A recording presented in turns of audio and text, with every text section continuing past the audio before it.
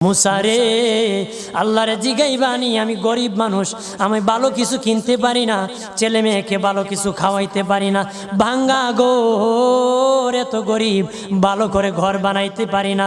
আল্লাহরে জিগাইবানি কি করলে আমার উন্নতি হবে, ধনী হব, টাকা পয়সা হবে। আল্লাহরে জিগাইবানি। আল্লাহ মুসা নবী কয় ঠিক আছে, আল্লাহরে জিগাইব তুমি কেমনে ধনী হইবা। আল্লাহ নবী মুসা নবী তিন রাস্তার মোড়ে যা দেখে একটা লোক বসে আছে, তার দুই হাত নাই, দুই পা নাই, দুই হাত নাই, দুই পা নাই।